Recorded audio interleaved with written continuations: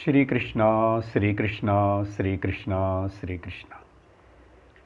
गुरुर्ब्रह्मा गुरुर्विष्णुः गुरुर्देवो महेश्वरः गुरुः साक्षात् परं ब्रह्म तस्मै श्री गुरवे नमः। तस्मै श्री गुरवे नमः। सच्चिदानन्दरूपाय विश्वोत्पत्त्यादिहेतवे तापत्रयविनाशाय श्रीकृष्णाय वयं नुमः। सर्वत्र गोविन्दनामसङ्कीर्तनं गोविन्द गोविन्द।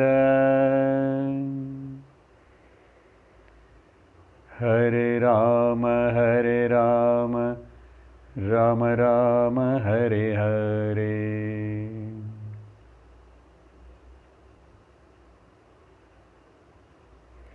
हरे राम राम राम हरे हरे। हरे राम राम राम हरे हरे। हरे कृष्ण कृष्ण कृष्ण हरे हरे। हरे कृष्ण कृष्ण कृष्ण हरे हरे। हरे राम राम राम हरे हरे। हरे कृष्ण कृष्ण कृष्ण हरे हरे। हरे राम राम राम हरे हरे। हरे कृष्ण कृष्ण कृष्ण हरे हरे। हरे राम राम राम हरे हरे। हरे कृष्ण कृष्ण कृष्ण हरे हरे। हरे राम राम राम हरे हरे। हरे कृष्ण कृष्ण कृष्ण हरे हरे। हरे कृष्ण कृष्ण कृष्ण हरे हरे। कृष्ण कृष्ण हरे हरे। बद्री विशाल भगवान की जय। हरि ओम तत्सत्। శ్రీమద్భాగవత మహాపురాణం ప్రథమ స్కందంలో గడిచిన సత్సంగమునందు మనం విదురుని యొక్క జీవిత చరిత్ర, విదురుని యొక్క ఉపదేశం ధృతరాష్ట్రునకు, ఆ తర్వాత ధృతరాష్ట్రుడు, విదురుడు, గాంధారి అందరు హిమాలయ పర్వతములకు వెళ్ళి వాళ్ళ దేహాలను వదిలేసి మోక్షమును పొందారు.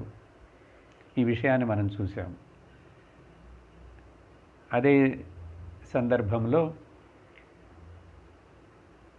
గర్భశ్రీమానుగా పుట్టినటువంటి ఆ పరీక్షిత్తు పిల్లవాడు, ఆ పిల్లవాడికి ఎందుకు ఈ పేరు వచ్చినది, ఆయన ఒక ముఖ్యమైన పేరు, బ్రాహ్మణులు పెట్టిన పేరు విష్ణురాధుడు.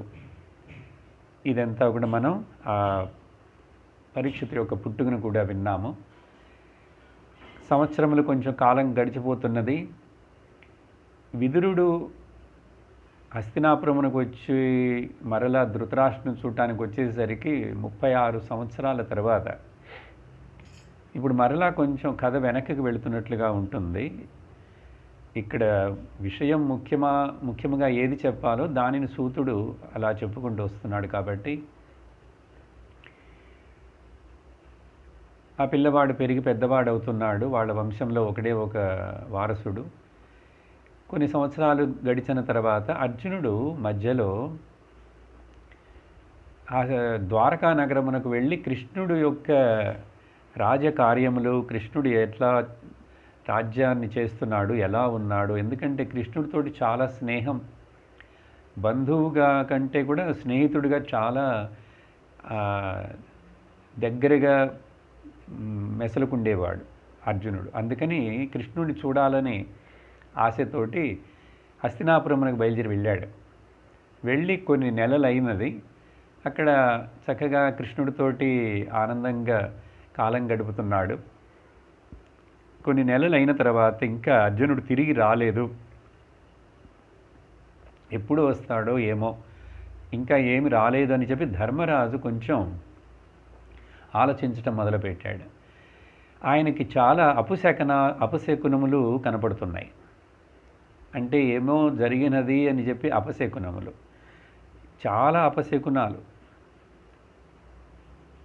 ఆ అపశకునాలన్నిటినీ చూసి కొంచెము భయపడి మరలా భీముడిని పిలిచి నకుల సహదేవులతో, అర్జునుడు ఇంకా రాలేదే, నాకేంటో అన్ని అపశకునాలుగానే కనపడుతున్నాయి చాలా అని చెప్పేసి వాళ్ళతోటి చెప్తూ బాధపడుతున్నాడు. అలా చెబుతూ బాధపడుతూ ఉన్న లోపలనే అర్జునుడు దీన ముఖముతోటి హస్తినాపురమునకు వచ్చి రాజభవనంలో ప్రవేశించాడు. అర్జునుడు ముఖం ఇట్లా వాడిపోయి ఇంత బలహీనుడుగా, ఇంత దుర్బలుడుగా ఎప్పుడూ చూసినదే లేదు ధర్మరాజు. వీడు అర్జునుడేనా, వేరే ఎవరైనా, ఏమైంది ఇతనికి అని చెప్పి అర్జునుడిని పట్టుకొని, అంత దుఃఖముతోటి శోకముతోటి బలహీనుడుగా అట్లా ఉన్నాడు అర్జునుడు, ఏమైనదని చెప్పి ధర్మరాజు చాలా ప్రశ్నలు వేస్తున్నాడు అర్జునుడిని. ఎందుకు ఇట్లా ఉన్నావు నువ్వు, ఏమైనది అని చెప్పి, నీ వెళ్ళిన చోట అక్కడ అందరూ ద్వారకాలు అందరూ క్షేమమేనా, చాలా ప్రశ్నలు వేస్తాడు. ఎవరికైనా బ్రాహ్మణుడికి మాట ఇచ్చి నువ్వు తప్పావా, ఎవరైనా చేరకూడని స్త్రీతోటి చేరి సంగమం చేశావా, లేక ఆరోగ్యం సరిలేదా, నిన్నెవరైనా అవమానించారా, ఇట్లా అనేక ప్రశ్నలు వేస్తూ ఉంటే ఒక్క ప్రశ్నకు కూడా అర్జునుడు బదులు చెప్పకుండా ఒకటే ఏడుపు ముఖంతో ఏడుస్తున్నాడు. అలా ఏడుస్తున్నటువంటి అర్జునుడిని, నీ వెదకు కారణమేమిటి, చెప్పవేమిటి నువ్వు అని చెప్పి బలవంతంగా మరలా అడుగుట వలన ఆ తర్వాత అర్జునుడు కొంచెం ఏడుపు తగ్గించుకొని గుండె నిబ్బరం చేసుకొని ఆ తర్వాత అర్జున ఉవాచ వంచితోహం మహారాజ హరిణా బంధురూపిణా ఏన మే పహృతం తేజః దేవ విస్మాపనం మహత్. మోసపోయినాం అన్నయ్య, మోసపోయినాం. ఆ కృష్ణుడు మనల్ని మోసం చేశాడు.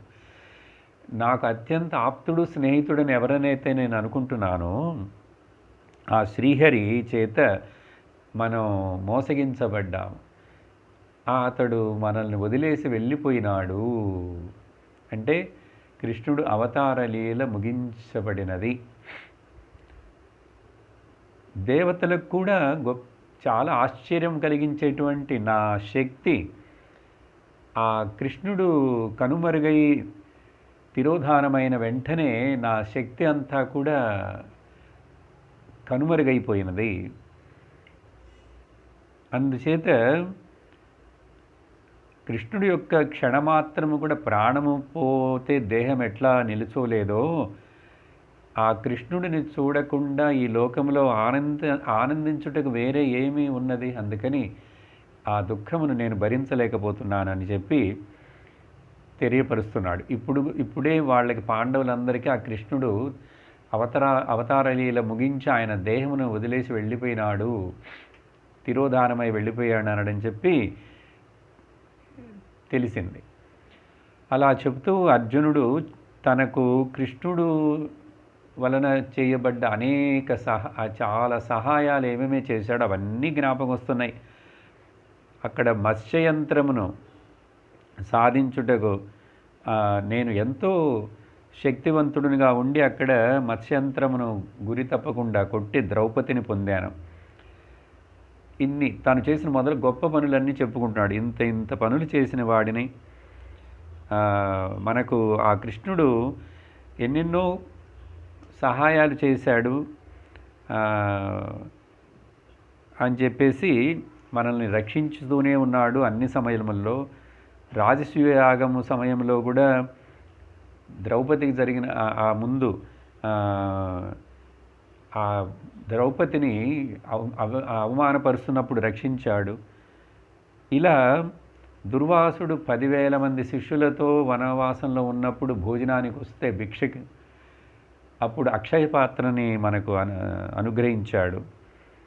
అలాగే నాకు పాశుపత్రాస్త్రమును ఇప్పింపజేసి శివుడు మూలముగా నేను ఇదే దేహంతో స్వర్గమునకు వెళ్ళి దేవతలకు యుద్ధంలో సహాయం చేయటం కూడా నాకు అనుగ్రహం చేసినాడు. ఇలా నాకు గాంధీవం అనే ధనుస్సుని వాళ్ళు బహుకరించారు.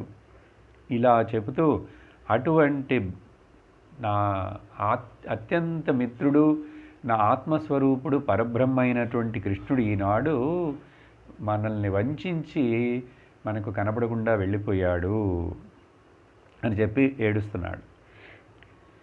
ఇలా చెప్పిన తర్వాత ఆ దుఃఖమంతా బయటికి పోగా ఆ తర్వాత మరలా ఆ కృష్ణుడు నన్ను ఎంత ఆప్యాయతతోటి ప్రేమతోటి పిలిస్తేవాడు సంబోధిస్తాడు.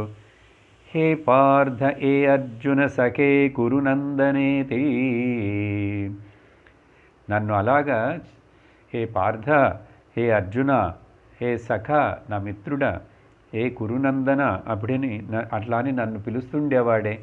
ఇప్పుడు నన్ను ఎవరు పిలుస్తారు అట్లా? ఆ మాటలు మళ్ళీ నాకు ఎక్కడ వినపడతాయి? అలా చెప్తూ నాతో తింటూ ఉండేవాడు, నాతోటి విహారానికి వస్తుండేవాడు, మేము ఒకే మంచం మీద కలిసి పడుకునేవాళ్ళము, అన్నీ కూడా నాతోటి ఇట్లా కార్యములన్నిటిలోనూ సమముగా పోటీతో నాతోనే ఉంటూ సమముగా అనుకరించేవాడు. మిత్రుని యొక్క అపరాధనను క్షమించిన మిత్రుడిలాగా,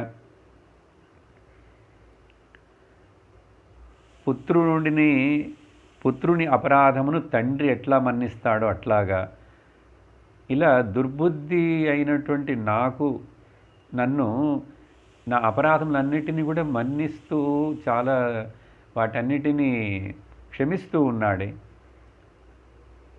అటువంటి ఆ కృష్ణుడు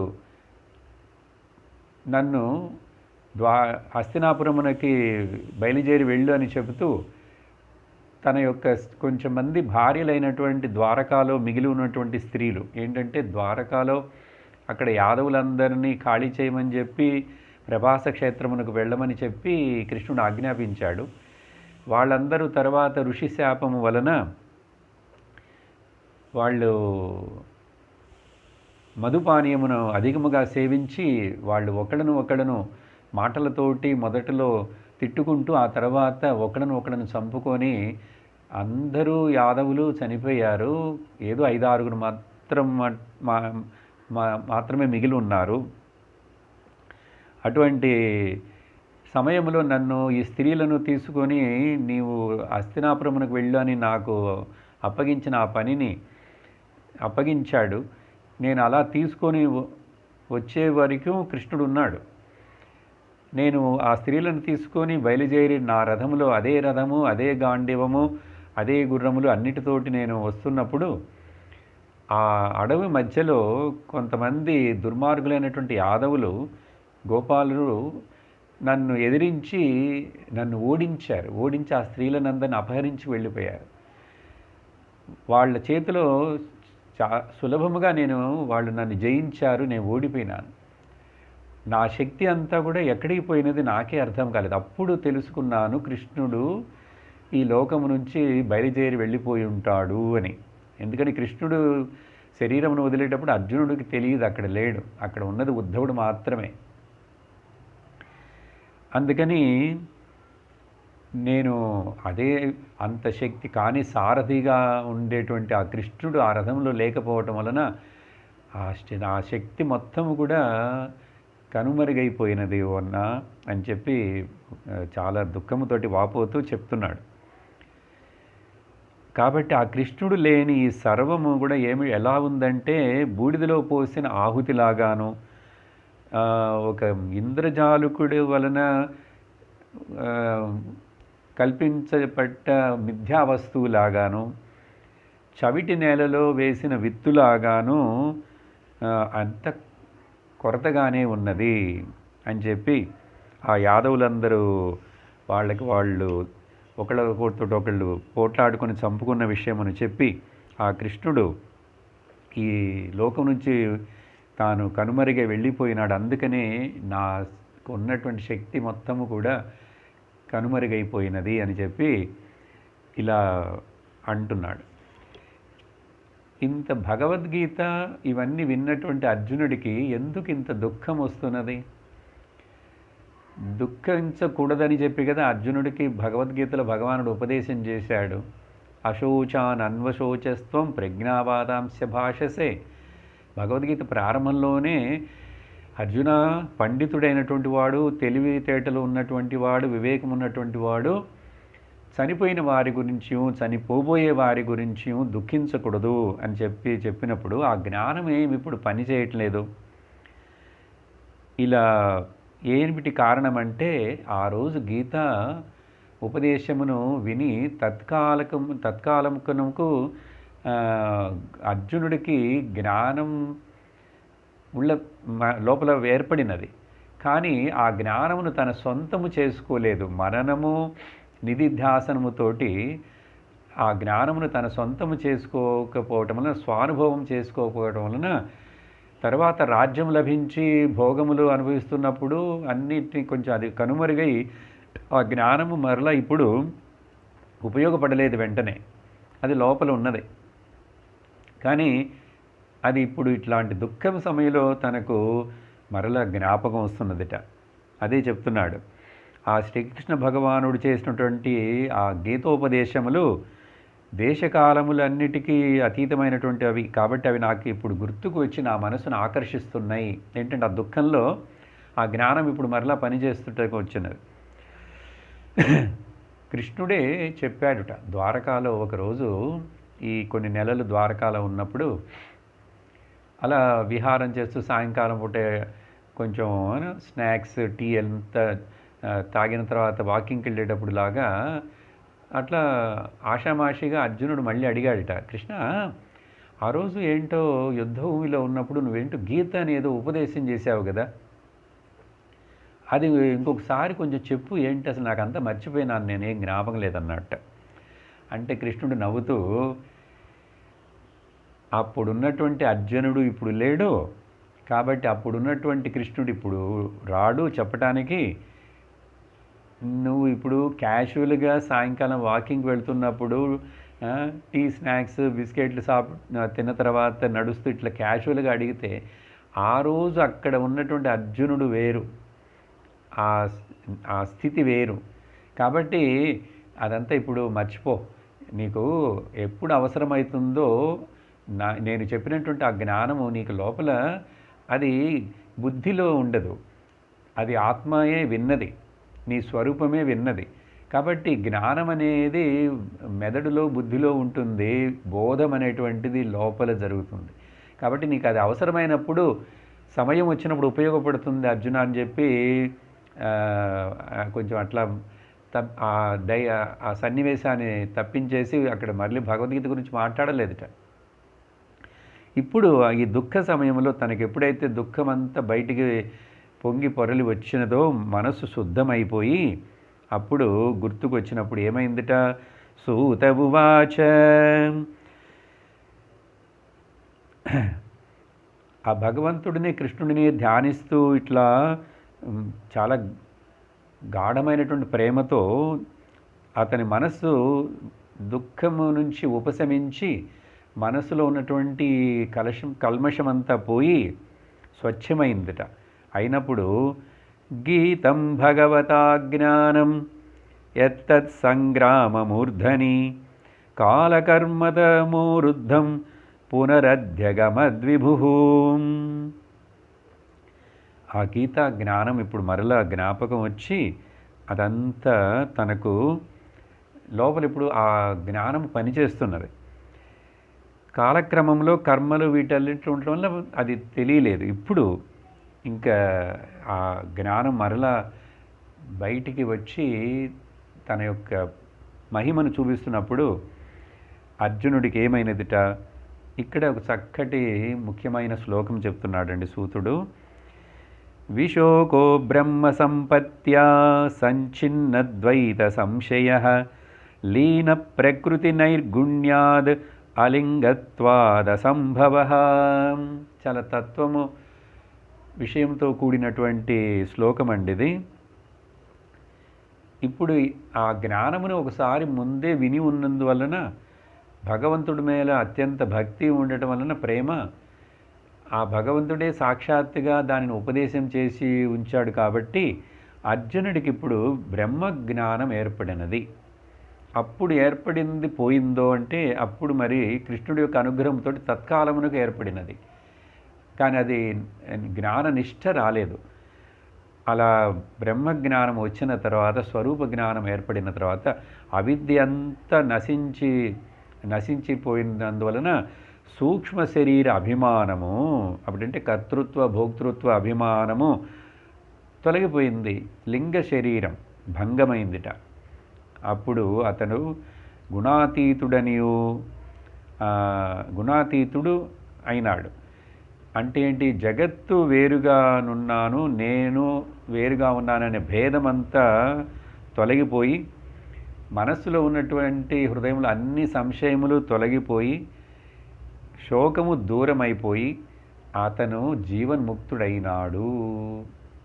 చూడండి, ఇప్పుడు కొంచెం ఈ పేజీలలో మనకు దొరకబోయే సందేశం ఏమిటంటే, ఎంత నువ్వు రాజావాయు అయినాను సరి, ఎంత గొప్పవాడివైనాను సరి, జీవితం చివరి సమయంలో భగవంతుడి మీద చేసినటువంటి ప్రేమ, భక్తి, ధ్యానము, కీర్తనము ఇవన్నీ ఇప్పుడు ఉపయోగపడి ఆ శరీరమును వదిలేటప్పుడు నేను శరీరమును కాదు, నేను సూక్ష్మ శరీరమును కాదు అని చెప్పి తెలుసుకొని నేను అని అనిపిస్తున్నటువంటి భావన పరమాత్ముడు శుద్ధ బ్రహ్మస్వరూపమే తప్ప, నిర్గుణ నిరాకారుడు తప్ప నామరూపములలో కనిపించేటువంటి మాయా మిథ్యా జగత్తు కాదు అని తెలుసుకొని తన యొక్క అహంకార దేహ అభిమానమును వదిలేసేసి తన స్వరూపం ఆత్మ, సచ్చిదానంద స్వరూపం ఆత్మ నేను అని తెలుసుకుంటే అటువంటి వాడికి ఇంకా దుఃఖం ఉండదండి. ఆ దుఃఖము నివృత్తి అయినప్పుడు మిగిలేది ఆనందం మాత్రమే, సచ్చిత్ ఆనందం. అటువంటి వాడికి మరల పునర్జన్మ ఉండదు. అంటే ఇప్పుడు జీవన్ముక్తుడు అయితే తప్ప విదేహముక్తి జరగదండి. మోక్షం అనేటువంటిది ఎప్పుడో తర్వాత వచ్చే కాలంలో అక్కడికి వెళ్ళినప్పుడు అలా దొరికేది కాదండి మోక్షం అనేది. మోక్షం అనేటువంటిది ఒక జీవుడికి మోక్షం రావాలంటే మొదట విదేహముక్తి రావటానికి ముందు జీవన్ముక్తి ఏర్పడాలి. ఈ శరీరం ఉన్నప్పుడే నేను శరీరము కాదు అని ఆ జ్ఞానం ఏర్పడాలి. ఏర్పడటం మాత్రమే కాదు, మరొక దానిలో సందేహం ఏముండదు. హృదయ గ్రంథి, హృదయంలో ఉన్నట్టు అన్ని సందేహాలు పోతాయి. జీవ ఈశ్వర జగత్తు భేదమంతా పోతుంది. ఉన్నది ఒకే ఒక పరబ్రహ్మ తత్వం, అఖండ వస్తు బ్రహ్మ పరమాత్మ అని అది ఎప్పుడు బుద్ధిలో తెలియపడుతుందో ఆ తెలియపడినటువంటి ఆ స్థితికి పేరు జీవన్ముక్తి అండి. అందుకని ఇదేదో కాలంలో వేరే లోకంలో చనిపోయిన తర్వాత పోస్తమస్ కాదు. అందుకనే త్యాగరాజుల వారు పాడారు, మోక్షము గలదా భువిలో జీవన్ముక్తులుగాని వారలకు మోక్షము. భువిలో ఇక్కడ జీవించి ఉండంగా ఈ శరీరంలో నివసిస్తున్నప్పుడే నేను శరీరము కాదు, నాకు మరణము లేదు, నేను అమృత స్వరూపుడిని, పరబ్రహ్మ స్వరూపుడినని తెలుసుకొని జీవన్ముక్తి కాని వారలకు తర్వాత మోక్షం అనేది వేరే ఎప్పుడైనా ఎక్కడైనా ఉంటుందా అంటే ఉండదు అంటారు. కాబట్టే నవ్ అండ్ హియర్ అంటారు స్వామీజీ. If not now and here, never nowhere. ఇప్పుడు ఇక్కడ కాకపోతే తర్వాత ఎక్కడో ఎప్పుడో ఆ మోక్షము రాదు. అందుకని కై వదిలిపెట్టకూడదు, కైలో చేతిలోంచి జారిపోకూడదు. తమిళంలో కై ఉట్టిపోవచ్చు అన్నాడు. చేతిలోంచి జారిపోకూడదు, అది అవకాశం. శరీరం ఇప్పుడు పనిచేస్తున్నది, నా బుద్ధి పనిచేస్తున్నది, నాకు శాస్త్రము వినే భాగ్యము దొరికినది. అందుకని ఈ కరుణ, ఈ కృపను గ్రహించి బ్లెస్సింగ్ని మనం ఆ జ్ఞానమును ఇప్పుడే పొందాలనే ఆశతోటి ఉండాలి, ఎన్ని అడ్డంకులు వచ్చినాను సరే. ఇలా అయిన తర్వాత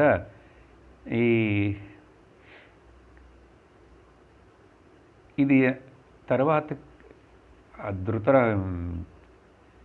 యుధిష్ఠిరుడు కూడా ఈ అర్జునుడి యొక్క స్థితి చూసి, అర్జునుడు మాట్లాడే మాటలు విని కుంతీదేవికి, అమ్మకు కూడా, తల్లికి కూడా జ్ఞానోదయమైందిట. ఆమె మామూలుగానే ఎంతో ఏకాంత భక్తి కృష్ణుడి మీద చేస్తున్నది కాబట్టి, ఏకాంత భక్త్యా భగవతి అధోక్షజే నివేశితాత్మో పరరామ సంస్కృతే. తాను కూడా అర్జునుడు తనకు ఏర్పడినటువంటి ఆ జ్ఞానమును తల్లితోటి చెప్పుకుంటున్నప్పుడు ఆ కొంచెం వినిన వెంటనే తనకు కూడా, కుంతీదేవికి కూడా జీవన్ముక్తురాలై జ్ఞానోదయమయ్యి, ఆమె అడిగింది కదా ఆ రోజు, నాకు పాండవుల మీద కానీ యాదవుల మీద కానీ ఎవరి మీద బంధము పాశం ఉండకూడదని, అట్లా నన్ను అనుగ్రహించు కృష్ణ అని. అది ఇప్పుడు జరిగింది. యాదవులందరూ వాళ్ళే కొట్టుకొని చచ్చిపోయినారు, ఎవరు లేరు. ఇంక వాళ్ళ మీద ఎక్కడ మమకారం పెట్టుకోవడానికి ఏముంది? పాండవుల మీద కూడా లేదు. సో తను కూడా జీవన్ముక్తురాలైనది. ఆ తర్వాత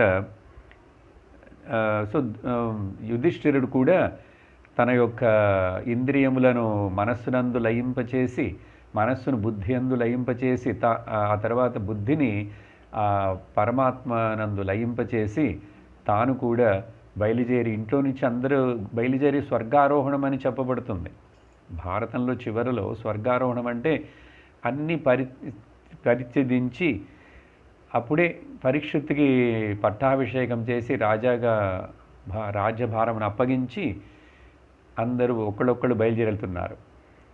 అందరూ ఇప్పుడు భార్య ద్రౌపది, నకుల సహదేవులు, భీముడు అందరూ కూడా. సో ఒకళ్ళు అందరూ బయలుదేరి అట్లా వాళ్ళ శరీరాలని ఆ హిమాలయములలో వెళుతున్నప్పుడు దేహమును త్యజించారని చెప్పబడుతుందా? అంటే అర్థం అందరూ కూడా ముక్తిని పొందారు, జీవన్ముక్తులైనారు వాళ్ళందరూ కూడా. ఇక్కడ సూతుడు ఒక ముఖ్యమైన శ్లోకమును చెప్తాడు. ఆ భగవానుడు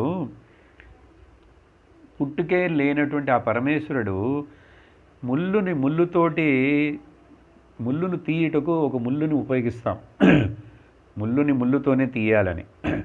అలాగే ఆయన ఏ దేహము అవతారముగా తీసుకొని వచ్చి ఈ భూమి మీద ఉన్నటువంటి అనేక దేహాలను, భూమికి భారముగా ఉన్నటువంటి అనేక దేహములను నశింపచేసి తన దేహమును కూడా తాను కనుమరుగయ్యేట్లు చేశాడు. చనిపోయినాడని చెప్పం, ఎందుకంటే భగవంతుడు కదా. భగవంతుడే కాదు, మనకెవరికి కూడా చావనేది లేదు. కానీ శరీరము తీసుకొని వచ్చాడు కాబట్టి ఒక కాలంలో అది తప్పకుండా మరలా కనుమరుగైపోతుంది. అందుకే ఆయన మరణమునకు కృష్ణుడు తిరోధానం అని చెప్తాం సంస్కృతంలో. ఆయన కనుమరుగైనాడు, లేకపోతే వైకుంఠమునకు తన స్థానమునకు తాను వెళ్ళిపోయాడంటే తన నిజస్వరూపంలో తాను ఉన్నాడని అర్థం ఇక్కడ. సో అలా తన దేహమును కూడా విడిచిపెట్టాడు. ఏ ఒక చెట్టు యొక్క ఎండిపోయిన కట్టెలో అగ్ని ఉంటుందా, ఆ అగ్ని వ్యక్తమైనప్పుడు ఏ కట్టెలో అయితే అగ్ని వ్యక్తమైనదో ఆ కట్టెనే ఆ అగ్ని దహించేస్తుంది. అర్థమైంది? అలాగా ఈ ఉదాహరణ చెప్పడం, ముళ్ళుతోటి తీసినట్లు తన దేహమును కూడా తాను త్యజించాడు. ముళ్ళు తీసిన తర్వాత ఏం చేస్తాం? ఏ ముళ్ళునైతే తీయటానికి ఇంకొక ముళ్ళును ఉపయోగించామో ఆ ముళ్ళును తీసిన తర్వాత 2 ముళ్ళుని పారేస్తాం. 2 ముళ్ళుని పారేస్తాం. సో ఇలా ఒక చక్కని ఉదాహరణ చెప్పి ఆ తర్వాత పరీక్షిత్తుని రాజాగా చేశారు. వీళ్ళందరూ జీవన్ముక్తులైపోయినారు. కాబట్టి ఇంకా రాజ్యభరణం అంతా కూడా ఈ ఈ కథని ఎవరైతే ఈ పాండవుల యొక్క ఇటువంటి చరిత్రను ఈ వాళ్ళు మోక్షమును పొందిన ఈ శ్లోకములను చదివి వింటారో వాళ్ళు కూడా అతి తొందరలోనే వాళ్ళ మనస్సులో శుద్ధమైనటువంటి భక్తి ఏర్పడి కృష్ణుడి మీద వాళ్ళందరూ కూడా మోక్షమును పొందుతారు అని చెప్పి సూతుడు ఫలశ్రుతిని చెప్పి ఈ అధ్యాయమును ముగిస్తున్నాడు. మనకు దీంట్లో ముఖ్యముగా దొరికినటువంటి ఒక ఉపదేశం ఏమిటంటే ఈ నీతి మెసేజ్ ఏమిటి, జీవన్ముక్తి అనే మోక్షమును పొందుటయే జీవితం యొక్క లక్ష్యము. దానికి భక్తి, వివేకము, వైరాగ్యము, జ్ఞానము కావాలి అని చెప్పి మనం తెలుసుకోవాలి. ఆ తర్వాత అధ్యాయంలో సూత ఉవాచ, ఆ రాజు పట్టాభిషిక్తుడైనటువంటి ఆ పరీక్షితు రాజగురువులు బ్రాహ్మణోత్తముల యొక్క సలహాతోటి చక్కగా ఉపదేశానుసారముగా రాజ్యమును భరణం చేస్తున్నాడు, రాజ్యమును నడుపుతున్నాడు. ఆ పరీక్షిత్తుని యొక్క భార్య ఉత్తర కుమారుడు యొక్క కుమార్తె ఐరావతి ఈ పరీక్షిత్ రాజా యొక్క భార్య. ఈయనకు జనమేజయుడు అనే ఒక కొడుకును ఇంకా కూడా మొత్తం నలుగురు కొడుకులు ఉన్నారండి. మిగిలిన వాళ్ళని గురించి మనకు అంతగా తెలియదు, భారతం చదివితే తెలుస్తుంది. జనమేజయుడు గురించి ముఖ్యంగా మనకు తెలుస్తుంది. ఆయన సర్పయాగం చేయించాడు కదా. సో పరీక్షిత్తు అనేక అశ్వమేధ యాగములను చేస్తూ చక్కగా రాజ్యమును పాలిస్తూ అలా ఉన్న సమయంలో ఒక రోజున తాను భూమండలం మొత్తానికి రాజా కాబట్టి దిగ్విజయ యాత్ర, అన్ని సామంతరాజులను అందరినీ జయించి వాళ్ళందరి చేత మెప్పులు పొందుటకు అలా సైన్యమును తీసుకొని దిగ్విజయ యాత్రకి బయలుదేరాడండి.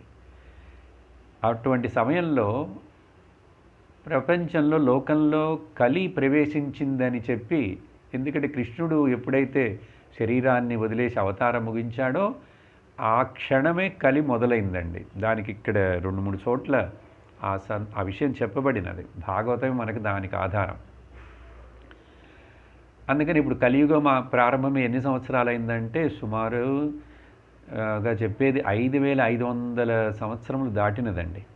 5500 సంవత్సరములు దాటినది. సరే, అలా దిగ్విజయ యాత్ర చేసి వస్తున్నప్పుడు ప్రజలందరూ చాలా పొగుడుతూ పాండవుల గురించి, వాళ్ళందరి కృష్ణుడి గురించి, కృష్ణుడు ఎట్లా పాండవులకు సహాయం చేశాడని, పాండవులు ఎంత మంచి వాళ్ళని ఇవన్నీ చెప్తున్నప్పుడు చాలా ఆనందపడ్డాడు. అటువంటి వంశంలో నేను జన్మించానని చెప్పి అనుకుంటున్నప్పుడు. కానీ ఇంకొక పక్కన ప్రజలు మాట్లాడుకుంటున్నారు, కలి ప్రవేశమైనది, దాని వలన మనుషులలో కలహములు, పోట్లాటలు, మిస్అండర్స్టాండింగ్లు, ద్వేషాలు, అసూయలు ఇవన్నీ పెరుగుతున్నాయి అని చెప్పి అనుకుంటున్నది విని, కలి అలా ప్రవేశించడానికి వీలు లేదు, మా రాజ్యంలో కలి నేను అట్లా ప్రవేశించి విహరించుటకు నేను సహించననే ఉద్దేశంతో అనుకుంటూ వెళుతున్న సమయంలో ఒక అద్భుతమైన ఆశ్చర్యమైన విషయం చూశాడండి. ఏమి జరిగిందిట అక్కడ,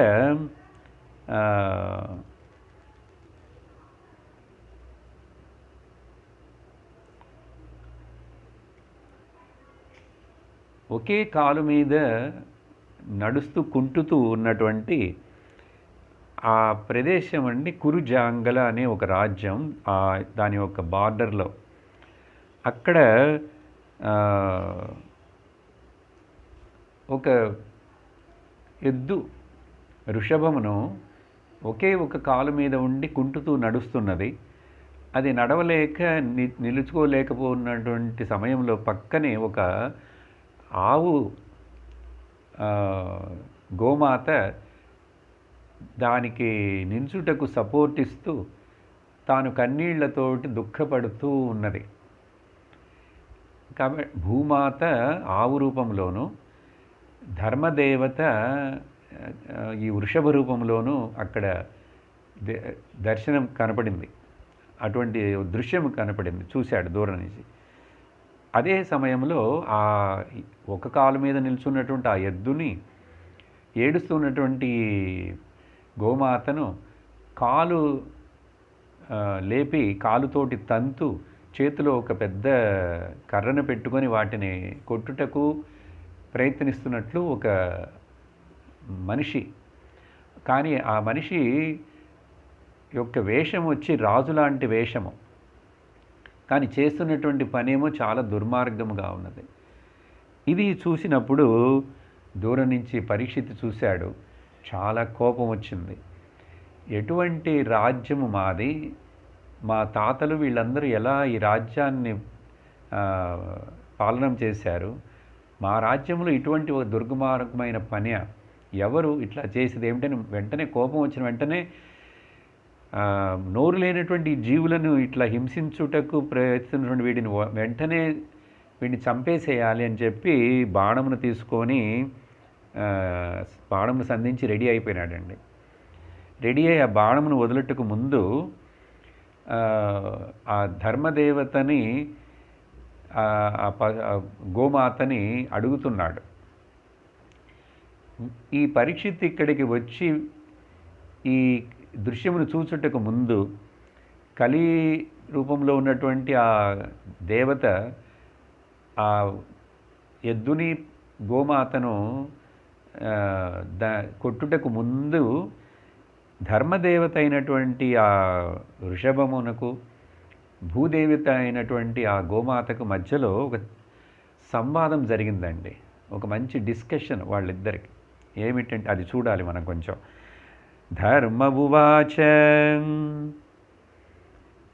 భూదేవి అట్లా కన్నీళ్లు పెట్టుకొని ఏడుస్తున్నప్పుడు ఆవు రూపంలో ఉండి ధర్మదేవత అయినటువంటి వృషభం అడుగుతున్నది,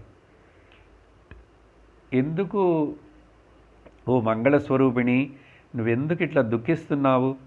నీ శరీరానికి ఆరోగ్యం దానికి క్షేమంగా ఉన్నావా అని చెప్పి అడుగుతుంటే ఇప్పుడు ఇక్కడ మొత్తం 14 ప్రశ్నలు వేస్తున్నాడండి. ఎందుకు నీ ముఖం ఇట్లా శోభ లేకుండా దుఃఖంతో ఉన్నది,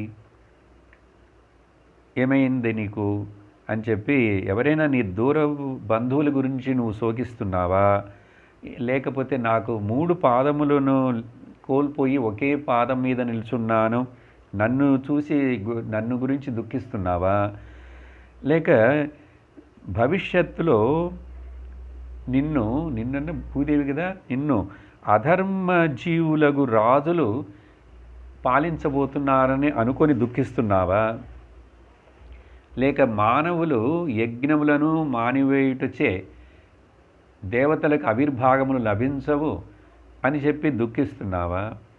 అటువంటి సమయంలో అప్పుడు ఇంద్రుడు వర్షములను కురిపించడు, వర్షములను ఇవ్వడు ప్రజలకు అని చెప్పి ఆలోచిస్తూ దుఃఖిస్తున్నావా? ఓ పృథివీ, ఇంకా అడుగుతున్నాడు, స్త్రీలను రక్షించవలసినటువంటి భర్తలు స్త్రీలను రక్షించలేనిటువంటి భర్తలను నన్ను అనుకొని చూసి దుఃఖిస్తున్నావా? లేక పెద్దలు మామూలుగా మనుషులు పిల్లలను రాక్షసులులాగా కష్టములకు గురి చేయుట, ఇటువంటి దృశ్యములను చూసి దుఃఖిస్తున్నావా? లేక దురాచారపరులైనటువంటి బ్రాహ్మణులు వాళ్ళ దగ్గరే విద్య ఉన్నది వాళ్ళ దగ్గర, కానీ వాళ్ళకి దురాచారులుగా ఉన్నారు. అటువంటి దురాచారులైనటువంటి బ్రాహ్మణులు విద్య పెట్టుకొని ఉన్నారు ఉంటే వాళ్ళని అనుకొని వాళ్ళని చూసి దుఃఖిస్తున్నావా? జాగ్రత్తగా వినాలండి. ఈ ఇప్పుడు చెప్పిన ఇవన్నీ కూడా ఈరోజు మనం ఈ కాలంలో ఇప్పుడు లోకంలో చూస్తున్నవి. ఈ కలియుగంలో చూస్తున్న విషయాలు. లేక బ్రాహ్మణ ద్వేషులైనటువంటి రాజులను, బ్రాహ్మణులను ద్వేషించేటువంటి రాజులను మరికొంతమంది బ్రాహ్మణ రూపంలోనే ఉంటూ కూడా గొప్ప పేరుతోటి సేవించే ఉత్తమ బ్రాహ్మణులను, ఉత్తమ బ్రాహ్మణులు అంటే ఏంటి, పేరుకి బ్రాహ్మణులే కానీ బ్రాహ్మణులను ద్వేషించే రాజులకు, పొలిటీషియన్స్కి ఒత్తాసు ఇచ్చేటువంటి వాళ్ళని అనుకొని శోకిస్తున్నావా నువ్వు? తర్వాత ఇటువంటి అధర్మముతో కూడినటువంటి క్షత్రియ దుష్ట క్షత్రియులు అంటే రూలర్స్ని వాళ్ళని అనుకొని శోకిస్తున్నావా? లేక వారు ఈ రాజ్యములను నాశనము చేసి విడిచిపెట్టిన రాజ్యములను చూసి దుఃఖిస్తున్నావా? లేక చివరి 2 ప్రశ్నలు ఏమిటంటే, సహజముగా తినుట, భోజనమునందు, పానమునందు, వస్త్రము ధరించుటయందు, స్నానము శుద్ధముగా ఉండుటందు, స్త్రీ యొక్క సహవాసములో కొన్ని విధి నిషేధాలు ఉన్నాయి, ఉండాలి అందరికీ. చూడండి, 5 ముఖ్యమైనవి: భోజనము, పానము, వస్త్రము, స్నానము అంటే శుభ్రత గురించి. తర్వాత అలాగే స్త్రీ సహవాసములో విధి నిషేధములను పాటించకుండా ప్రక్కన పెట్టినటువంటి, పక్కకు తోసేసి ప్రవర్తించే మనుషులను అనుకొని దుఃఖిస్తున్నావా? ఆ శ్రీహరి ఇన్ని రోజులు ఈ భూమి మీద తను విహరించుతూ నీకు అత్యంత ఆనందమును కలిగించాడు. అటువంటి శ్రీహరి ఇప్పుడు అంతర్ధానమైనాడని అనుకోని ఆయన లీలను స్మరిస్తూ నువ్వు దుఃఖిస్తున్నావా? ఏమిటి నీ దుఃఖానికి కారణమని ఇన్ని ప్రశ్నలు వేసిందండి ఆ వృషభం ధర్మదేవత.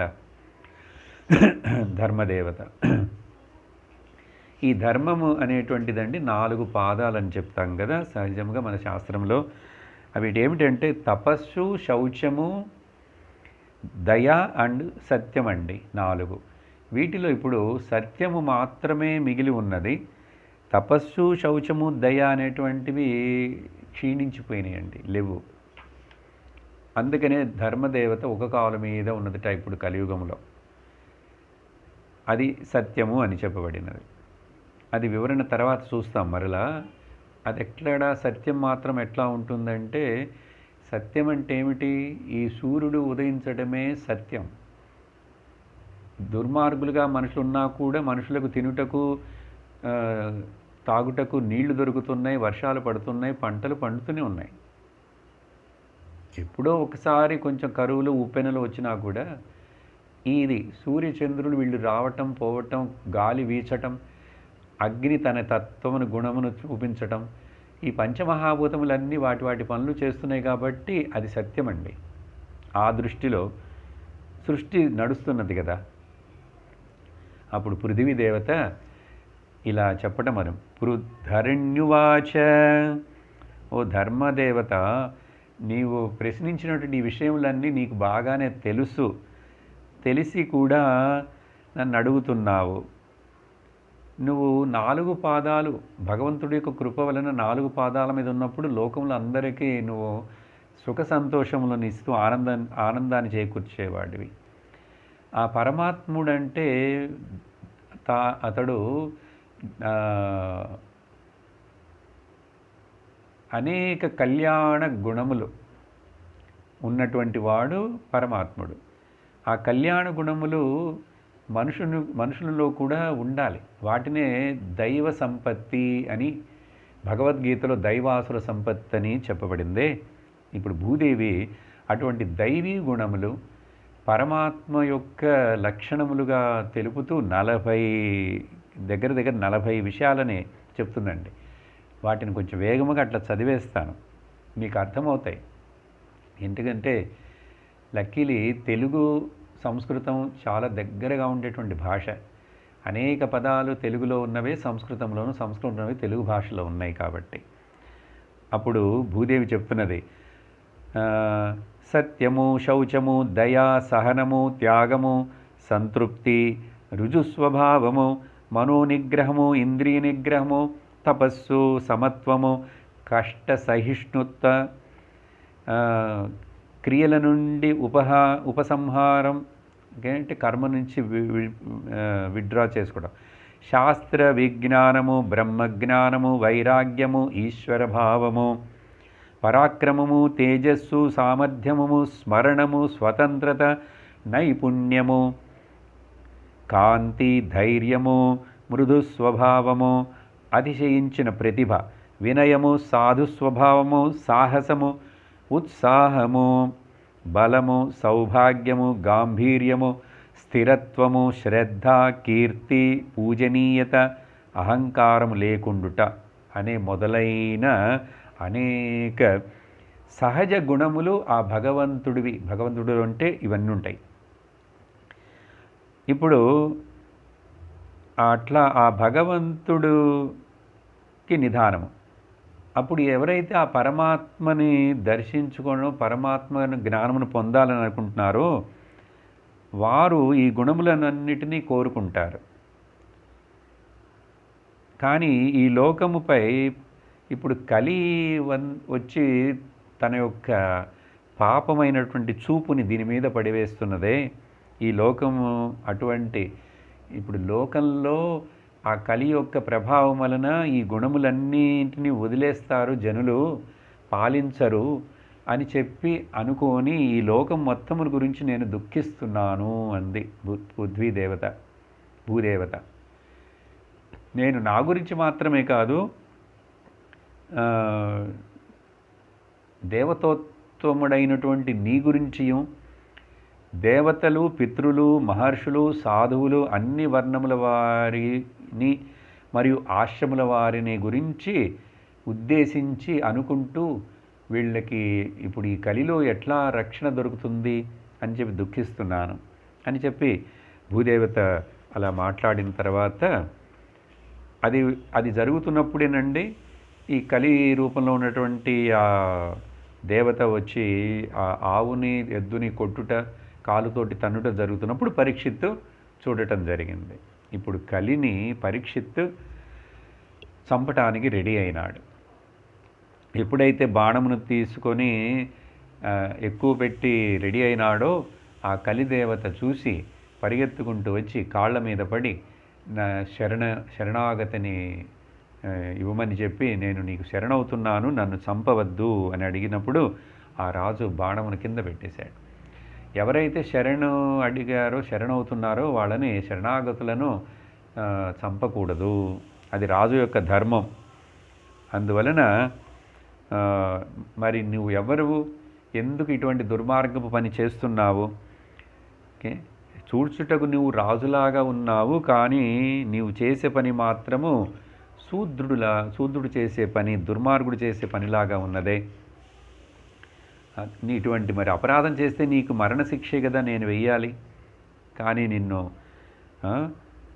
ఇప్పుడు నువ్వు నన్ను ప్రాణభిక్షకే అడిగావు కాబట్టి నిన్ను చంపుటలేదు అని చెప్పి పరీక్షిత్తు మాట్లాడతాడు. ఆ తర్వాత ఈ ధర్మదేవతను, గోమాత రూపంలో ఉన్నటువంటి పృథ్వీదేవతను కూడా పరీక్షిత్తు ప్రశ్నలు వేస్తున్నాడు. మీ దుఃఖమునకు కారణం ఏంటి? నువ్వెందుకు ఇట్లా ఒక కాలు మీదే ఉన్నావు, ఏమైనది అని చెప్పి ఇట్లా అడుగుతున్నప్పుడు పరీక్షిత్తు ధర్మదేవత చెప్తుంది, ఇది కాలం యొక్క ప్రభావం. ఏమి చెప్పేది దీనికి? నువ్వే ఆలోచించు చూడు ఏమిటని అని చెప్పి బదులు చెప్పటం జరిగింది. ఆ తర్వాత ఇక్కడ చెప్పింది, తపశౌచం దయా సత్యమితి పాదాహ, 4 పాదములు అనేవి. వీటిలో 3 పాదాలు లేకుండా ఎలా పోయినాయి, ఎందువలన జరిగినదంటే చూడండి, తపస్సు, శౌచం, దయా, సత్యం అనే 4 పాదాలు గలవైనా కూడా అధర్మం యొక్క అంశములైనటువంటి, జాగ్రత్తగా గమనంతో వినాలి, అధర్మం యొక్క అంశములైనటువంటి సమ్మోహము వలన తపస్సు నాశనమైనది. నాశనమైనదంటే నాశనం అవుతూ ఉన్నది. దుష్ట సంగము వలన శౌ దుష్ట సంగము వలన శౌచము, శుభ్రత అది తగ్గిపోతున్నది, నాశనం అవుతున్నది. గర్వము వలన దయ అనే ఈ మూడో పాదం కూడా విరగొట్టబడినది. చూడండి, దయ అనేది గర్వము వలన మూడో పాదము విరగొట్టబడినది. ఇప్పుడు నీ నాలుగవ పాదమున సత్యం మాత్రం మిగిలి ఉంది అని చెప్పాడు. అప్పుడు ఆ అధర్మ రూపంలో ఉన్నటువంటి కలి ఈ సత్యమును కూడా మృంగివేయాలని ప్రయత్నిస్తున్నాడు. కాబట్టి ఇప్పుడు ఇతడి భూమి మీద నా రాజ్యంలో ఉండుటకు నేను ఒప్పుకోను. ఓకే, సో అప్పుడు భూదేవిని, ధర్మదేవతని పరీక్షిత్తు ఓదార్చి అధర్మమునకు కారణమైన ఈ కలిని నేను ఎట్లా అయినా దండిస్తాను ఏదో ఒక రూపములు అని చెప్పి పరీక్షిత్తు మాట్లాడుతున్నాడు. మాట్లాడిన తర్వాత అప్పుడు పరీక్షిత్తు దగ్గర కాళ్ళు పట్టుకొని నన్ను సంపదని అడిగినప్పుడు, ఎందుకంటే నేను కూడా భగవానుడి సృష్టిలో ఒక అంశంగా ఉన్నప్పుడు నేను లేకుండా ఎలా పోతాను, కానీ నువ్వు నన్ను చంపద్దు. అందుకని ఏమడుగుతుంది కలి, నువ్వు మా సామ్రాజ్యంలో ఉండద్దు. రాజోవాచ, పరీక్షిత్ చెప్తున్నాడు, అధర్మమునకు బంధువు అయినటువంటి నువ్వు మా సామ్రాజ్యంలో ఎట్టి పరిస్థితిలో కూడా ఉండకూడదు. మా సామ్రాజ్యం అంటే ఏమిటి? బ్రహ్మావర్తం, భారతవర్షం, జంబూ ద్వీపంలో ఉండద్దు. వేరే ఎక్కడెక్కడైనా ద్వీపాలకి నువ్వు అక్కడికి వెళ్ళిపో అన్నాడు. వెళ్ళిపో అంటే అప్పుడు కలి చెప్పిందిట, కలి దేవత మాట్లాడుతుంది ఏమిటంటే, నేను ఆ వేరే వేరే ద్వీపాలలో వేరే వేరే ఊర్లలో, సో వేరే చోటికి వెళ్ళు, భారతవర్షంలో ఉండకూడదు నువ్వు. ఈ భారతదేశం యొక్క గొప్పదనం అండి, ఇది మనం గమనించాలి. ఇది జ్ఞానభూమి, తపోభూమి, కర్మభూమి, త్యాగభూమి, జ్ఞానభూమి. ఇటువంటి ఈ భారతదేశంలో నువ్వు ఉండటానికి వీలు లేదు. వేరే ఎక్కడికి వెళ్ళు, అమెరికా వెళ్ళు, లేకపోతే ఆఫ్రికా వెళ్ళు, ఎక్కడికి వెళ్ళంటే కలిదేవత చెప్పిందిట, నేను రాజా అక్కడ అన్ని చోట్ల నేను ఉన్నాను, నాకు కొంచెం ఈ భారతవర్షంలో కూడా భారత బ్రహ్మావర్తంలో కూడా నాకు కొంచెం చోటు ఇవ్వాలి అని చెప్పి మరలా ప్రార్థిస్తూ అడుగుతాడు కలి దేవత. అప్పుడు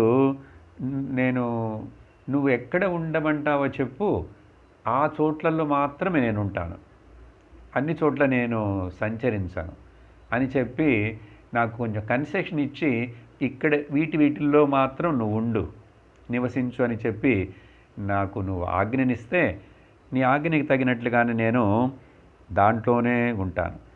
సో కాబట్టి నువ్వు కరుణించి నాకు కొంచెం చోటు ఇవ్వాలి. నువ్వు నన్ను వెళ్ళిపో వేరే చోట్ల కన్నా, నేను అక్కడ ఆల్రెడీ ఉన్నాను.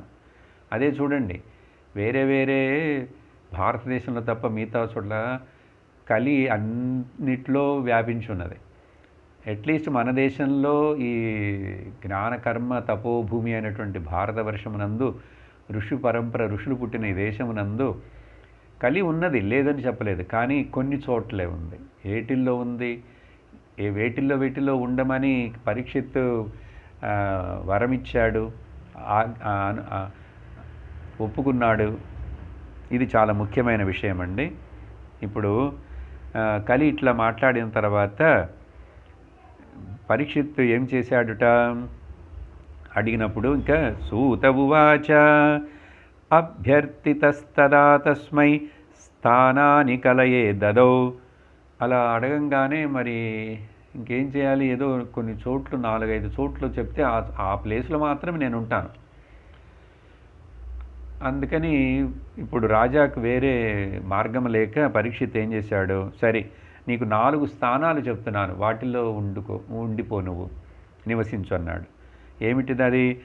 ద్యూతం పానం స్త్రియస్సూనా యత్ర ధర్మశ్చతుర్విధ. చాలా గమనముతోటి వినాలండి, చాలా ముఖ్యమైన విషయము. ఈ 4 చోట్ల నువ్వు ఉండు. ఏవి అధర్మమునకు 4 స్థానములో ఎత్ర అధర్మం చతుర్విధ, అధర్మం అనేది 4. ఒకటేమిటంటే జూదము ఆడే చోట నువ్వు ఉండు. జూదం అంటే గ్యాంబ్లింగ్ అండి. చూసారా, కలియుగము ప్రారంభించడానికి ముందే ఆ ధృతరాష్ట్రుడు, ధర్మరాజు, ఈ దుర్యోధనుడు, వీళ్ళు శకుని అప్పుడే గ్యాంబ్లింగ్ ఆడారు కదా. అది ఇంట్లో మామూలుగా కాలక్షేపమునకు ఆనందమునకు ఆటలాగా ప్రారంభించినా కూడా ఏమైనది తర్వాత, చూసారా. కాబట్టి జూదం అంటే అండి, గ్యాంబ్లింగ్ అంటే ఏదో ఒక ఆ చీట్ పేకలు వెళ్ళి ఆడటమే కాదండి, డబ్బులు పెట్టి ఆటలాడుతూ డబ్బుల్ని ఇంకా సంపాదించాలని చెప్పి అనుకుండేవన్నీ కూడా జూదమేనండి. ఆ లెక్కకు వస్తే అండి, ఈ లాటరీ టికెట్ ఉంది చూసారా, వాడు ఎన్నో టికెట్లు అమ్మి ఎవరికో ఒకడికి దాంట్లోంచి కొంచెమే ఇస్తాడండి. వీడు కొనేవాడు కూడా నేను ₹1 టికెట్ కొని నేను 10 లక్షలు సంపాదించాలని, అది ఆశ కాదా? ఇలా చెప్తే మీకు నచ్చదు. లాటరీ టికెట్ గ్యాంబ్లింగే అది. అందుకని కొన్ని రాష్ట్రాల్లో బ్యాన్ చేశారండి. ఇప్పుడు ఎక్కువ కేరళలో ఉంటాయి, ఇంకెక్కడెక్కడ నాకు తెలియదు. ఒకప్పుడు ఆంధ్రాలో కూడా అన్ని చోట్ల, ఇప్పుడు ఏమిటో మరి పరిస్థితి లాటరీ టికెట్లు. ఇంకా మీకు అర్థమయ్యేట్లు సులభంగా చెప్పాలంటే, ఈ ఐపీఎల్ క్రికెట్ ఉంది చూసారా, అసలు ఈ క్రికెట్ ఆటే పెద్ద గ్యాంబ్లింగ్ అండి. ఇన్ని రోజులు ఆడే ఆట, ఇంత ఖర్చుతో కూడినటువంటి ఆట. ఇది కూడా మీకు అందరికీ నచ్చుతుందో లేదో, మీరు భక్తులయ్యి సనాతన ధర్మం నమ్మిన వాళ్ళయ్యి కొంచెం ఆధ్యాత్మిక పరులైతే మీకు తెలుస్తుంది. ఈ క్రికెట్ ఆటను ఎప్పుడైతే మన దేశంలో నుంచి తొలగిస్తామో ఈ దేశం ఇంకా కొంచెం తొందరగా ముందుకు వెళుతుందండి.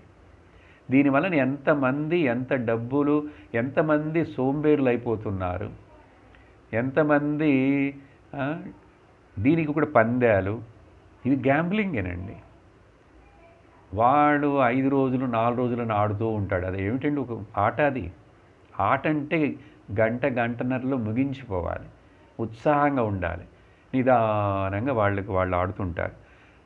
The costliest game in the world is the cricket అండి.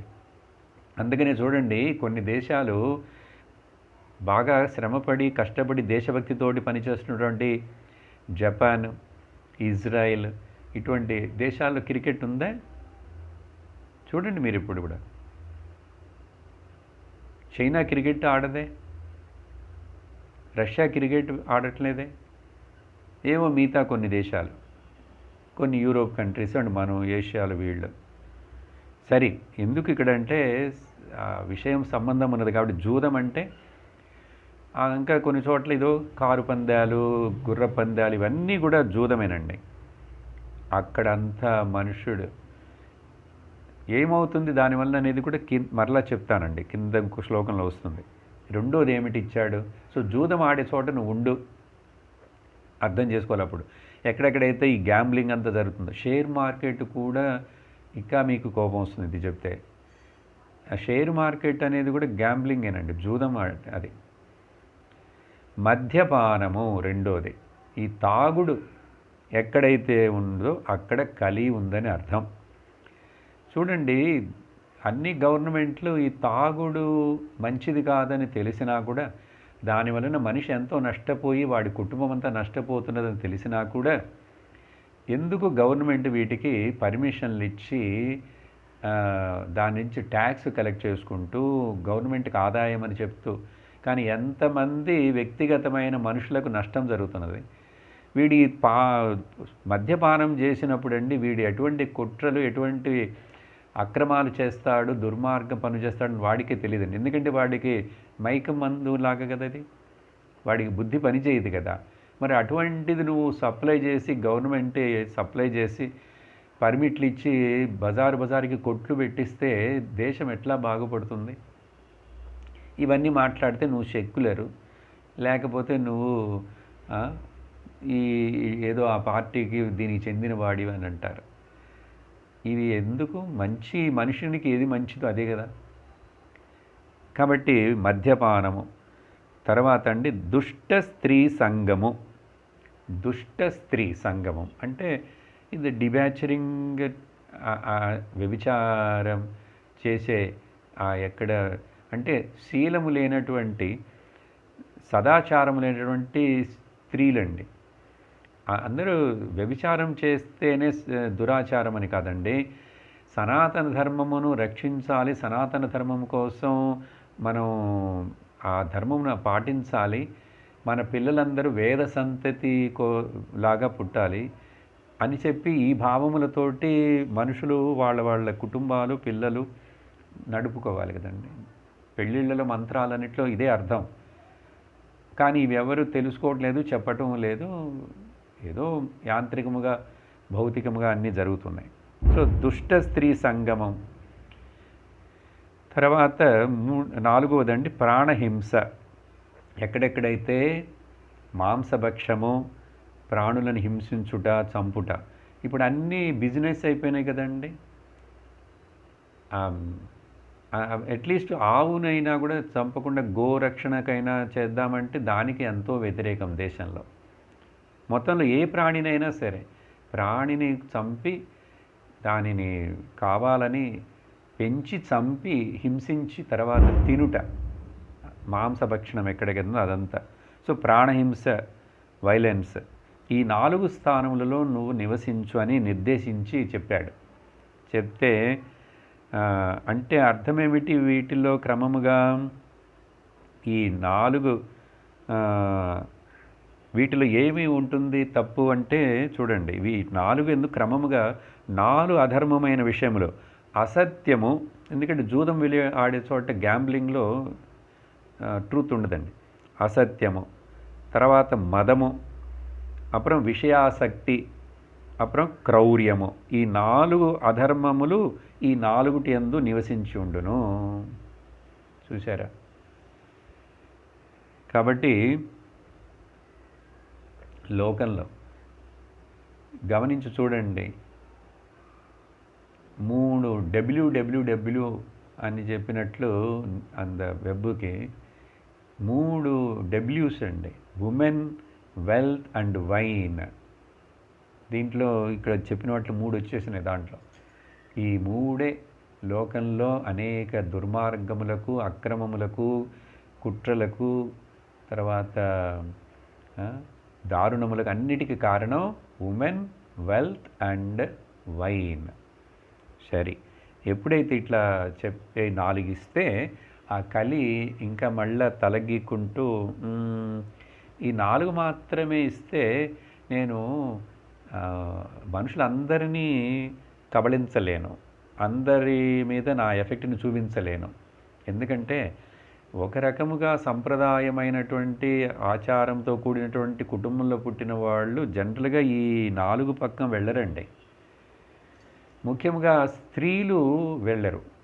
ఈ జూదమాడటం కానీ, మద్యపానం కానీ ఇవన్నీ మన దేశం సంబంధించినంత వరకు అండి. స్త్రీలు ఎవరు వీటిలో పాల్గొనరు.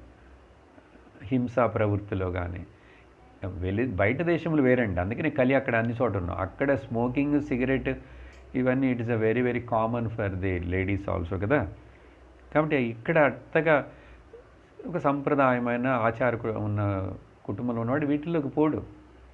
కాబట్టి అప్పుడు నేను ఎక్కువ మందిని నా ప్రభావాన్ని వాళ్ళ మీద చూపించలేనే, అందుకని నాకు ఇంకా ఏవైనా ఒక ఎక్స్ట్రా ఇవ్వండి అని చెప్పి తలగీక్కున్నదిట ఈ కలి. అప్పుడు ఏమిచ్చట? పునశ్చయాచమానాయ జాతరూపమదాత్ ప్రభు తతో నృతం మదం కామం రజో వైరం చ పంచమం. సరి అని చెప్పి మరలా నువ్వు బంగారంలో ఉండు. బంగారం అంటే డబ్బుల్లో ఉండు. ఇక్కడ జాతరూపం అంటే బంగారంలో ఉండు అని అర్థం. ఈ ఒక్కటి చాలండి, ఎక్కువ మందిని కలి పట్టుకుంటుంది. అందుకనే కలి ప్రభావంలో ఎక్కువ మంది ఉన్నాం. డబ్బులు పిచ్చి కదా, డబ్బులు పిచ్చి పట్టుకొని మనుషుడికి ఇంకా ఏమీ తెలియదు. సో ఈ ఒక్కటి ఎక్స్ట్రా ఇచ్చినందువలన ఏమైందంటే దీంతో పాటు ఆటోమేటిక్గా ఇంకొక 5 వస్తాయి. ఓకే, వీటితోటి చేరతాయి. ఈ బంగారముతో పాటు దాని నుండే పుట్టిన అసత్యము, గర్వము, కామము, రజోగుణముకు మూలమైనటువంటి హింస, తర్వాత వైరము అనే 5 స్థానములు కూడా దాంట్లో ఉన్నాయి. అప్పుడు మొత్తం మొదటిచ్చినవి 4, బంగారం అని చెప్పి ఇచ్చినటువంటిది 5. ఆ బంగారం అని ఒకదాని వలన 5 ఎక్స్ట్రా వచ్చినాయండి. అసత్యము, గర్వము, కామము, రజోగుణము, హింస, వైరము, ఇట్లాంటి 5 మొత్తం 10 స్థానములలో ఈ కలి బాగా ఆసనం వేసుకొని కూర్చొని ఉన్నదండి. ఇప్పుడు ఏమిటి మరి అప్పుడు గతి? అందుకని ఇక్కడ ఒక శ్లోకం చెప్తున్నారు, ఎవరైతే ఈ కలి ప్రభావం నా మీద ఉండకూడదు, కలి ఉండనండి, కలియుగమే కలి ఉంటుంది, కానీ భక్తులైనటువంటి వాళ్లకు, ఆధ్యాత్మిక మార్గంలో నడిచేటువంటి వాళ్లకు, భగవత్ ప్రాప్తి కోసం ప్రయత్నించే వాళ్లకు, ఇటువంటి మంచి వాళ్లకు కలి ఏమీ చెయ్యదు, దాని పాటికి అది ఉంటుంది. ఎప్పుడు మనం దాని జోలికి ఈ 10 చోట్లకు పోకుండా ఉంటామో, ఈ 10ని దూరంగా ఉంచుతామో, అందుకని ఒక శ్లోకంలో చెప్తున్నారు సూత మహాముని, అధైతాని స న సేవేత బుభూషు పురుష క్వచిత్. ఎవరైతే మంచి శ్రేయస్సుని నమ్ముతాడో, తన యొక్క జీవిత లక్ష్యము పరమావధి మోక్షమని పెట్టుకొని, భగవంతుడని పెట్టుకొని తాను తప్పించుకోవాలి ఈ కలి బాధలోంచి అనుకుంటే, అటువంటి మనుషుడు ఏ కారణము చేత కూడా ఈ 10 వైపు కన్నెత్తి కూడా చూడకూడదట. అంత జాగ్రత్తగా ఉండాలని చాలా ముఖ్యమైన విషయం అండి. అందుకని నిదానముగా చెప్తున్నాను. ముఖ్యముగా విశేషతో ధర్మశీల రాజా లోకపతిర్గురు. ముఖ్యముగా అందరికీ ఇప్పుడు ఈ విన్న వాళ్ళందరూ మనం గమనించాలి దీన్ని. ఈ 10లో ఎక్కడైనా దేంట్లో అయినా మన బుద్ధి తగులుకున్నదా, మన మనసు దాంట్లో ఇరుక్కుపోయిందా అని చూసుకోవాలి. ముఖ్యముగా ధర్మశీల, ధర్మమును అనుసరించే వాళ్ళు, వాళ్ళ యొక్క వర్ణ ఆశ్రమ ధర్మములకు మర్యాదనిచ్చేటువంటి వాళ్ళు, ధర్మమును నమ్మేటువంటి వాళ్ళు. ధర్మమును నమ్మేవాళ్ళంటే వాళ్ళు మోక్షమును కూడా ఆశపడేవాళ్ళని, అటువంటి వాళ్ళు. తర్వాత రాజా లోకపతి, ఈ రూలర్స్ ఉన్నారు చూడండి ముఖ్యముగా.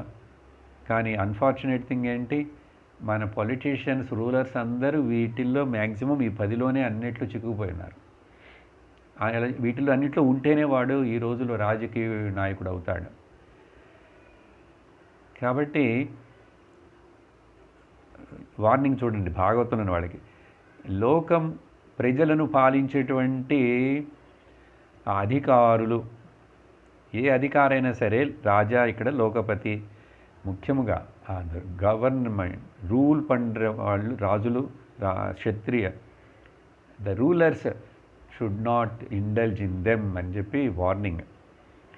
ముఖ్యంగా తర్వాత గురువు, ఆధ్యాత్మిక విద్యను నేర్పించేటువంటి వాళ్ళు, ధర్మమును ప్రజలకు, ధర్మమునందు నడుచుటకు దోవ చూపించేటువంటి మహాత్ములు, పీఠాధిపతులు, మఠాధిపతులు, ఆధ్యాత్మిక గురువులు, ఎవరైతే వ్యాసపీఠం మీద కూర్చొని ఇలా మాట్లాడతారో వాళ్ళందరూ. ఓకే, గురువు అంటే స్కూల్లో ఏదో టీచ్ చేసేవాళ్ళు కాదండి, డబ్బుల కోసం టీచ్ చేసేవాళ్ళు కాదు. ఈ సనాతన ధర్మమును, విద్యను, దైవిక విద్యను ఫ్రీగా చెప్పేటువంటి వాళ్ళు, సమాజాన్ని నడిపించేటువంటి ఆచార్యులు. వీళ్ళు ముఖ్యంగా ఈ 10 విషయములలో జాగ్రత్తగా ఉండాలి, వీటిలో తల దూర్చకూడదు, దృష్టి కూడా పడకూడదని చెప్పి చక్కటి ఒక మనకు సందేశం. ఆ తర్వాత అష్టాదశోధ్యాయ. ఆ తర్వాత అండి పరీక్షిత్ ఇట్లా సూతుడు పరీక్షిత్ గురించి ఇలా చెప్తూ తను తర్వాత ఋషికుమారుడు యొక్క శాపము వలన తను 7 రోజుల్లో తక్షకుడు అనే పాము చేత కాటువేయబడి చనిపోతాడని తెలిసిన తర్వాత గంగా నది తీరమునకు వెళ్ళి అక్కడ వ్యాసపుత్రుడైనటువంటి సుఖముని మూలముగా భాగవతమును విని జ్ఞానమును పొంది మోక్షమును పొందాడు అని చెప్పి ఆయన చాలా సంక్షిప్తంగా చెప్పి ఆపేస్తాడు. అప్పుడు వీళ్ళందరూ మళ్ళీ ఋషులు అడుగుతున్నారు, మాకు ఆ పరీక్షిత్తు విన్నటువంటి ఆ భాగవతము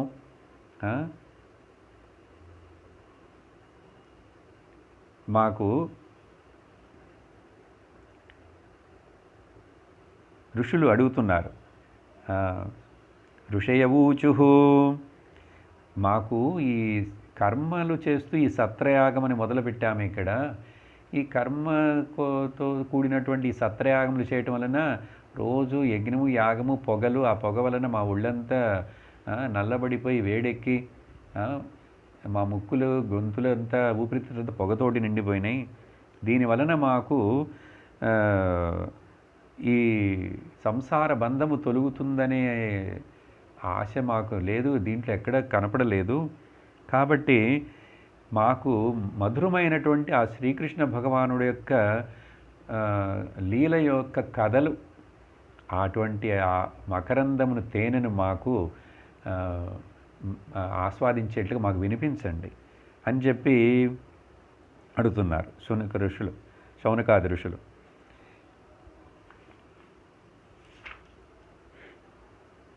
అప్పుడు ఎందుకంటే ఏది వింటే మనుషుడికి జీవితంలో ప్రయోజనం అవుతుందో,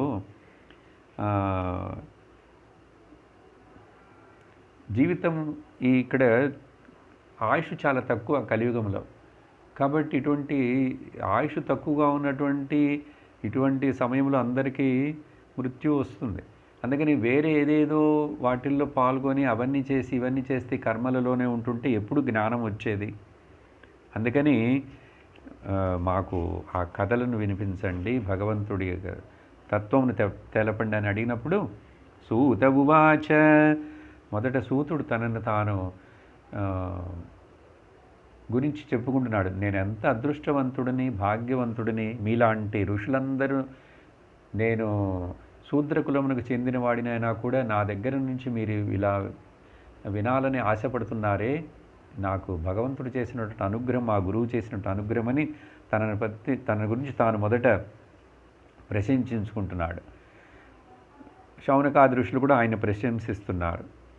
అప్పుడు వినయముతోటి సరే ఆ విషయాన్ని మీకు చెప్తాను, నాకు ఎంతవరకు నా శక్తి ఉన్నదో అంతవరకు చెప్తాను నేను అని వినయమును చూపిస్తున్నాడు.